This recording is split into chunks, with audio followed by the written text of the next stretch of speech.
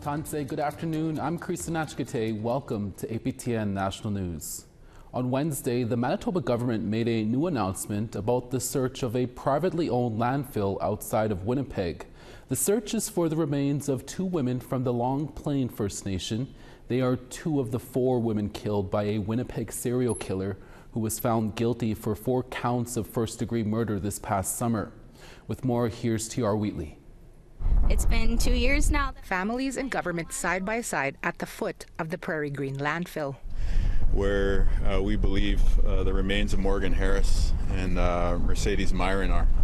With the Harris and Myron families surrounding him, Manitoba Premier Wab Kinew announced his government has started phase 3 of 5 of searching this privately owned landfill outside of Winnipeg. Kinew says stage 3 is focused on completing the physical search site. This pad that we're standing on is built on successive layers of rock and aggregate that has been designed to provide the highest environmental standards and protection for this area, and also to ensure the health and safety of all the people who are going to be working here. Last week, materials were moved from above the area where they believe the women's remains are. Anne Mamakin is the project lead. She said the hiring of searchers is another component of phase 3 and has been done through a families first approach. The structure of the search operations was established under the guidance of forensic anthropologist and search director, Dr. Emily Holland. And in partnership with the Assembly of Manitoba Chiefs, we're recruiting 3 levels of search technicians. Harris's oldest daughter, Cambria Harris, sharing she's also a part of the recruitment panel. We're overwhelmed with the sheer compassion within individuals that we're meeting along the way. The compassion that people share as we sit through these interviewing people for the search. Both her mother and Myron were killed in May 2022 by serial killer Jeremy Skibitsky. In August, he was found guilty of first-degree murder ×4 and sentenced to life in prison for the killings of Rebecca Contois, Harris, Myron, and the yet-to-be-identified person given the name Maskude Bejiekwe, or Buffalo Woman. The trial revealed details about how Harris and Myron's remains ended up at this landfill site. Melissa Robinson is Harris's cousin. She said that her family and the Myrons are not the only families they are doing this for. When we go in, we're going in for everybody. When you look at the numbers of our MMIWG2S just here alone in our city, I'm almost certain, and I'm sure most of you know as well, that we're certainly going to be finding more than just whom we're going in looking for.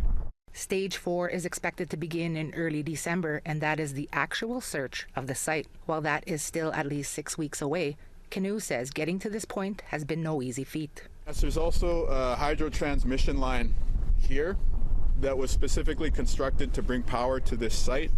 There is a new road that was built to provide additional access to this site. You have the ready-to-move home that is going to be the cultural space for the families. A space where the families can come to pray, grieve, and get some rest in private as the search continues so they can take their loved ones home for a proper burial. T.R. Wheatley, APTN National News, Winnipeg. For almost a week, a man who is wanted by Anishinaabe police in Manitoulin Island in Ontario has still not been found. Authorities say the suspect is believed to be carrying a loaded pistol and fled to Sagamok First Nation, located just southeast of the town of Spanish. Last Friday, the Anishinaabe Police Service issued a public safety alert for Sagamok First Nation along the North Shore. Police are looking for 29-year-old Wabanung Wabi Shawanda, who is facing a number of serious offenses. If anyone sees Shawanda hiding in Sagamok First Nation, police say do not approach him and immediately call 911 or Crime Stoppers. So far, there has been no updates from police if he has been found. A man is dead in the O-Chi-Chak-Ko-Sipi First Nation in western Manitoba after a teenager allegedly shot and killed him. On Monday, October 21st at around 1 a.m., St. Rose du Lac RCMP responded to a report of a shooting in the First Nation. When officers arrived, they located a 35-year-old man suffering from a gunshot wound in a residence. The officers assisted 2 residents with life-saving measures until EMS arrived. However, the 35-year-old man succumbed to his injuries and was pronounced deceased on scene. A few hours later, a 14-year-old male youth from the First Nation approached officers at the scene and turned himself into police. He has been charged with second-degree murder and was remanded in custody. The First Nation is located about 3 hours northwest of Winnipeg. A 15-year-old boy is in custody and is facing a number of charges after a 13-year-old boy was shot in Nisitchawayasik Cree Nation in northern Manitoba. As we reported earlier this week, on Saturday at around 2:25 a.m. in the morning, Nelson House RCMP responded to a report of someone being shot. A 13-year-old with injuries from a gunshot was taken to a Winnipeg hospital with life-threatening injuries. He has since been upgraded to stable. RCMP says shots were fired at the house and a bullet passed through the walls into the victim's bedroom and hit him while in his bed. 5 others, including 3 youth, were in the house at the time. Nisitchawayasik Cree Nation Chief and Council have now commented on the incident and say the teen shot in the stomach was a result of gang violence. In a statement, leadership says it's believed one of the key suspects is an individual who was banished from our community by Chief and Council. A resolution for continuously perpetuating gang violence in Nisitchawayasik Cree Nation. Leadership says gang violence is totally unacceptable and will not be tolerated. The statement also sent a message to parents and guardians saying, quote, "You are responsible for your children. At this time of year, they should be out on the land hunting, not running around terrorizing the community and being territorial over certain areas." We are learning more about a young Indigenous man who was shot and killed last month while visiting family in a remote Vancouver Island community. Patrick Charlson IV was just 24 years old. CTV's Anna McMillan looks how he is being remembered and the family's call for justice. Family members are honoring a young man who was a provider, a hunter and fisher who kept their freezers full. Gives me pride and joy. I'd never have to worry about getting fish all year round because he was my provider. His name was Patrick Charlson IV, but those who loved him called him He-Man. I can't share why. The 24-year-old Heshkwit First Nation member still bringing people joy, even in death. He was killed on September 28th while visiting family in DT First Nation, west of Lake Cowichan. I had a phone call, said, "The man has been shot." I said, "What?" I couldn't believe what I heard. A young man, Darian Tate, is charged with first-degree murder. Even behind bars, this person still has the ability to see family and loved ones. Nobody here ever has a chance to see or speak to He-Man ever again. The family wants the first-degree murder charge to be upheld. We know that oftentimes there are plea deals. We know that there are ways to shorten the sentences. The family is willing to sit through a trial if it means that the accused spends life behind bars. Heshkwit Nation's chief is urging anyone else who may have been involved in Charlson's death to come forward. She says counselors and cultural supports are on the ground in Heshkwit, near Tofino, and DT.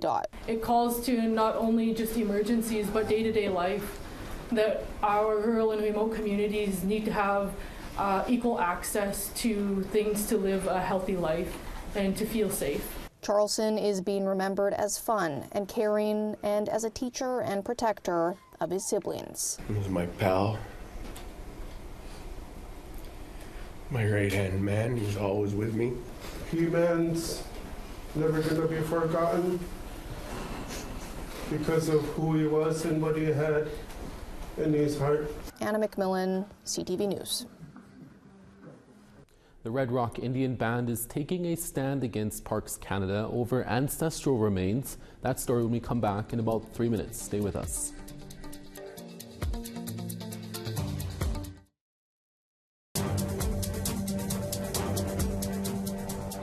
Welcome back. A northern Indigenous community in Ontario is fighting for the return of its ancestors. Human remains determined to be of Indigenous ancestry were recently discovered at a construction site in the town of Nipigon. The Red Rock Indian Band says the remains have been treated with indignity and there has been no accountability for those responsible. APTN's Mike McDonald reports. Members of the Red Rock Indian Band marched from their community of Lake Helen to the bridge on the Trans-Canada Highway connecting them with the nearby town of Nipigon. They're calling for the return of their ancestors, unearthed this past May during excavation for a planned $37 million visitors center for Parks Canada. Chief Alan Odawa Jr. says carbon dating has determined the remains have been there since the 1400s. It dated between 1404 to 1456, and that's pre-contact, so it was pretty... Well, we've been here since the beginning of time, and the ancestors protected the land, and now it's our turn to protect our ancestors and for our future generations. However, the remains are incomplete as the land has been heavily disturbed during the excavation process. Odawa points out that around 150 loads of earth have been removed from the site and distributed to multiple locations nearby. He says the search of the soil is underway. Probably about 2 weeks of sifting through material, and hopefully our ancestors are found. So there's four ancestors that were uncovered. So we're just searching for them now for the remains, and then once that happens, then we're going to reinsert them and have a 4-day ceremony down at the marina. Odawa says if someone who is trained to watch for remains had been on the site, their ancestors would be intact, and that the, quote, morbid scavenger hunt that is currently underway could have been avoided. It just really hurts that we have to go to this extent to get our word out there.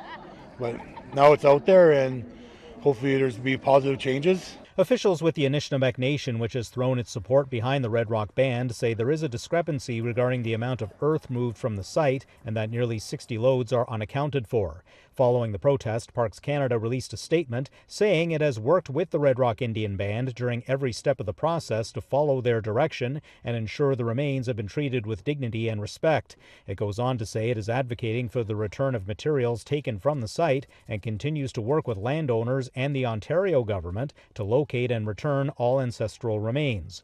When reached for comment on the Parks Canada statement, Odawa said, quote, the narrative from Parks Canada being pushed is far from the truth and does a disservice to our organization and our values, and that he continues to demand accountability.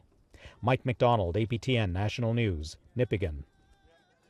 Quebec will have to seek approval to conduct mining projects with Matip-Kanap-Kiwinip First Nation, also known as the Algonquins of Barrier Lake, following a judicial decision made last week by the Quebec Superior Court. Quebec Superior Court ruled on October 18th that the province failed to seek approval from Matip-Kanap-Kiwinip First Nation on existing and new mining projects in its territory. The First Nation is located approximately 300 kilometers northwest of Montreal. The Quebec government would not comment on if it will appeal the court decision, but said they are assessing the decision. Chief Casey Ratt told APTN News there are more than 2,000 mining projects in their ancestral territory. What's next is that all those mining claims that we have in our territory will have to be dealt with. So that is a discussion that we will have to talk with our lawyers at EcoJustice to make sure that we are going into, we're following the judgment and making sure the claims in our territory, they are following the judgment as well. Saskatchewan has 3 Cree dialects: Plains, Woodland, and Swampy Cree. Starting Friday, anyone interested in learning Woodlands Cree can download an app to begin their language journey. A public launch of the Cree language app will take place this Friday in Montreal Lake Cree Nation at the Senator Allen Bird Memorial Gym. Language keepers recorded Woodland Cree words in 46 categories, from animals to health, using Indigenous language revitalization software. Both Latin and syllabic alphabets will be available to help users read and write in the language. The app will launch with 1,150 words and will grow to include stories. Project coordinator Charlotte Ross says the app is a tool for language preservation. We don't have very many fluent speakers that are under the age of 50 years old, and that's a general, I guess, finding in a lot of communities. Some communities have very few speakers that are under the age of 60 and under the age of 70 years old. And so the elderly population, we're losing elders. So every day we lose an elder, we lose a whole library of language. Ross also says while the app is a useful tool for today's generation, practicing the language every day is still essential for language revitalization. Here's Fraser Needham now to tell us what's ahead on tonight's episode of Nation to Nation. The final settlement agreement on long-term reform in First Nations child welfare was defeated at the Special Chiefs Assembly in Calgary last week. NDP MP Lori Idlow tells us what her party thinks should happen next. The Métis Nation Saskatchewan and Federal Housing Advocate released a report this week on Métis housing in that province. MNS President Glenn McCallum is here to talk about some of the report's recommendations. And First Nations firefighters were also in Ottawa this week to ask for greater supports from the federal government. Michael Conlon of the Okanagan Indian Band was there, and he tells us more. All this ahead on tonight's episode of Nation to Nation. Thank you, Fraser. We now want to tell you about this week's third web poll question. Over on our website, we ask, would you feel comfortable with a nuclear waste disposal site near your drinking water if they said all safety regulations were met? Your answers are yes, no, or unsure. Have your say at www.aptnnews.ca.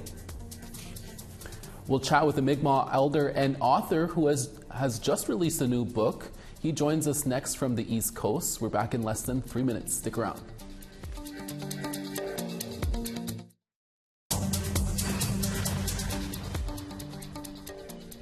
Starting on the east, Halifax 13, Fredericton 16. Happy Valley Goose Bay 8, Cartwright 7. Saguenay 8, Val-d'Or 2. Peterborough 8, Sault Ste. Marie 7. 1 in Sudbury, Wawa 9. 2 in God's Lake, -1 in Thompson. 5 in Gimli, Barons River 1. 4 in Yorkton, Swift Current -2. -4 in Stony Rapids, Meadow Lake +1. To the west, Peace River +5, Fort McMurray +5 as well. 10 in Medicine Hat, Calgary 6. Penticton 11, Kamloops 9. 1 in Fort Nelson, Smithers 5. -3 in Watson Lake, Beaver Creek -7. -1 in Yellowknife, -1 in Norman Wells. -2 in Sax Harbor, Inuvik -7. Baker Lake -5, Chesterfield -1. And Arctic Bay -7, Agulik -3. Mi'kmaq elder George Paul, known for composing the Honor Song, has spent over 4 decades reviving Mi'kmaq songs, chants, and ceremonies, and protecting traditional Mi'kmaq knowledge. Paul shares his teachings in his third book called Sacred Thought, Mi'kmaq Meditations for Our Times. Paul is from the Metepenagia First Nation in New Brunswick.